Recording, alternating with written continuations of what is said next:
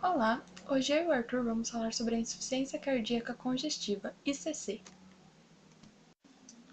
A insuficiência cardíaca congestiva é uma doença que está ligada ao coração.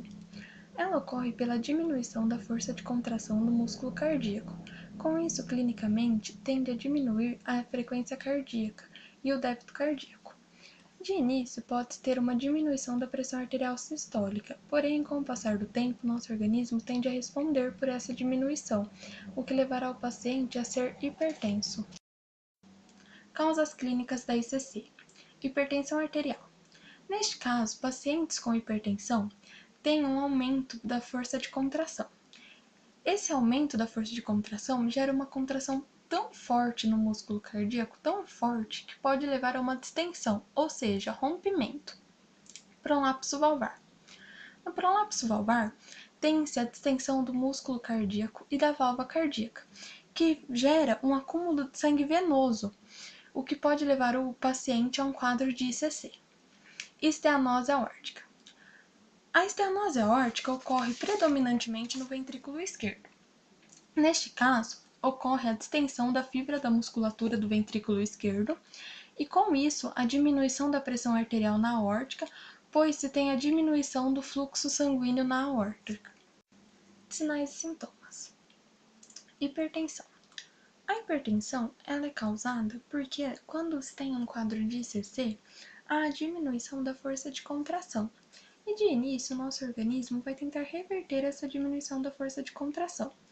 Com isso, ele tende a aumentar o efeito do simpático, ou seja, provoca uma ataque cardíaca e uma vasoconstrição. Mas chegará uma hora que o nosso organismo não vai mais conseguir reagir. E para ocasionar ataque cardíaco, o organismo estimula o receptor beta-1 do coração. E para a vasoconstrição é estimulado o receptor alfa-1 e alfa-2. Porém, chega uma hora que esses receptores já foram muito estimulados, então ele vai se internalizar. Porém, ainda vai se ter uma liberação de noradrenalina, levando o paciente a um quadro de hipertensão. Dessa forma, se o paciente não apresentar quadro de hipertensão, o mesmo passa a apresentar. Diminuição da taxa de filtração renal. A diminuição da taxa de filtração renal ocorre porque o paciente possui uma vasoconstrição renal e, consequentemente, um edema, que irá começar principalmente nos membros inferiores. Esse edema ele tende a subir, ou seja, aumentar, né? Ele começa nos membros inferiores e vai passando até os membros superiores. E com isso se tem uma dificuldade nas trocas gasosas, dificultando a respiração, o que faz com que o paciente fique cianótico e gelado. Tratamento. O tratamento da ICC visa tratar os sinais e sintomas da doença com uma politerapia. O fármaco de escolha na insuficiência cardíaca congestiva é a digoxina. O seu uso pode ser via oral, comprimidos 0,125 e 0,25 mg, cápsulas 0,05, 0,1 e 0,2 mg, elixir de 0,05 mg por ml e via parenteral 0,1 e 0,25 mg. A digoxina é um fármaco muito tóxico e possui um baixo índice terapêutico. Portanto, a sua posologia é de uma vez ao dia, pois seu tempo de meia-vida é de 40 horas. Mas, em casos muito exacerbados, pode-se usar a digoxina 2 vezes ao dia. O elixir é uma forma farmacêutica prescrita apenas para crianças. Na via parenteral, deve-se usar a bomba de infusão e realizar o monitoramento do paciente. Por a digoxina ser um fármaco excretado pela urina, deve-se tomar cuidado com pacientes com insuficiência renal. E por ela não ser um fármaco muito indicado para gestantes, se for prescrever para uma gestante, deve-se monitorar a gestante e o feto do começo ao fim da gravidez. Oubaína.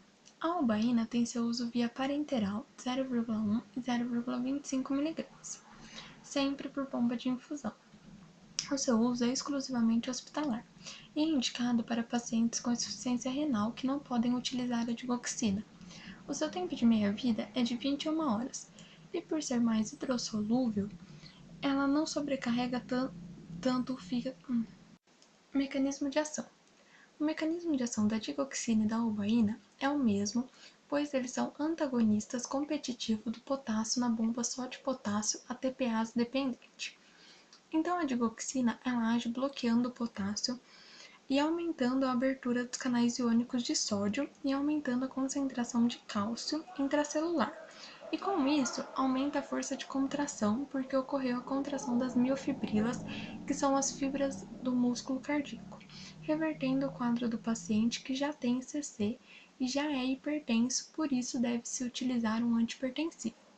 A digoxina é um fármaco de escolha porque não ativa o arco reflexo. O antihipertensivo deve ser associado à terapêutica. O fármaco de escolha deve ser o enalapril ou captopril, inibidores de ECA, onde o captopril irá melhorar a filtração renal do paciente e ativar a aldosterona. E para quadros de CC grave, usa-se associado um beta-bloqueador, atenolol ou propanolol. O paciente com ICC apresenta edemas, necessitando o uso de diuréticos. Para edema leve, usa-se os tiazídicos, e edema grave, usa a furosemida. Então, os tiazídicos serão utilizados para edemas leves de membros inferiores. O tiazídico mais utilizado é a hidroclorotiazida, uso oral em comprimidos de 25, 50 e 100 mg, sendo mais utilizado de 25 mg 2 vezes ao dia. Outro tiazídico utilizado na terapêutica é a metilclorotiazida, de uso oral de 2,5 a 5 mg, de 1 a 2 vezes ao dia. É um fármaco potente, com uma dose menor ela tem o mesmo efeito que a hidroclorotiazida, porém ela possui mais efeitos colaterais. Já o outro diurético, a clorotiazida, de uso oral de comprimidos de 250 a 500 mg. Temos em suspensão oral de 250 mg por 5 ml, utilizado mais em crianças, e a sua posologia de 1 a 2 vezes ao dia. Mecanismo de ação dos tiazídicos. Basicamente, para reduzir o edema, deve-se reduzir o sódio e a água. Os tiazídicos atuam no túbulo distal, onde ocorre o transporte de sódio e água. Quando não se tem a saída de sódio mais água, ocorre o edema. Então, a hidroclorotiazida tem que bloquear o transporte de sódio e água.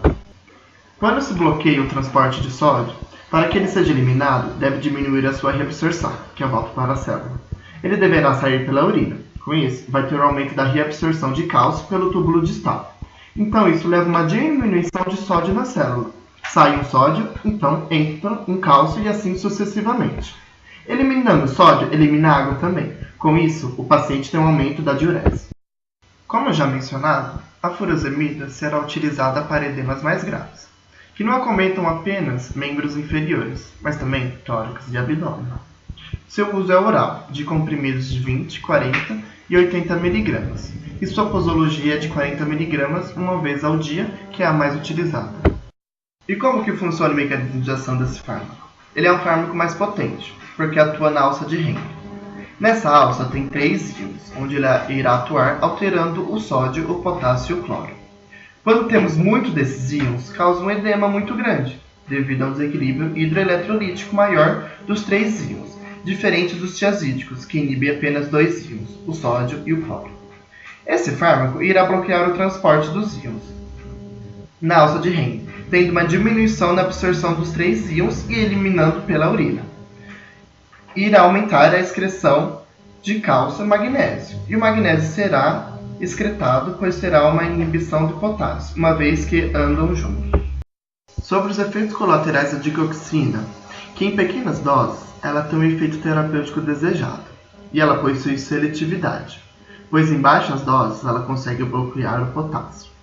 E qualquer erro de dose pode desencadear diversos efeitos colaterais, como no sistema nervoso central, distúrbio visual devido à alteração do potássio e do cálcio, fraqueza por causa do desequilíbrio eletrolítico, vertigem e náusea.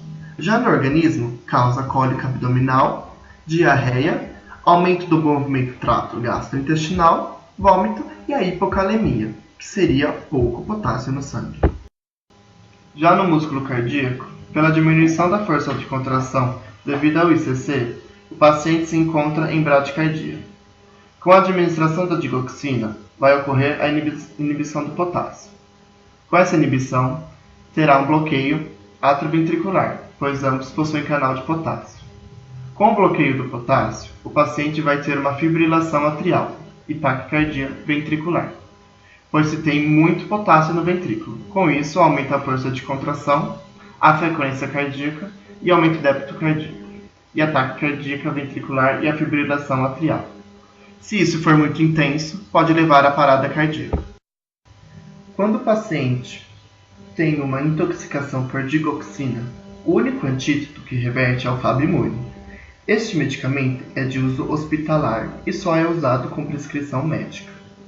E ele é obtido de origem bovina.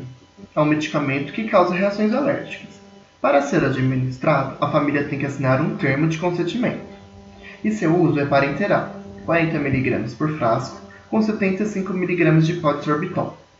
E esse medicamento deve ser administrado na bomba de infusão. Um frasco reverte 0,5 mg de digoxina. E seu mecanismo de ação acontece com a ligação à digoxina de maneira reversível, fazendo com que a mesma seja eliminada. Muito obrigado pela atenção. Essa foi uma aula de ICC e seus medicamentos.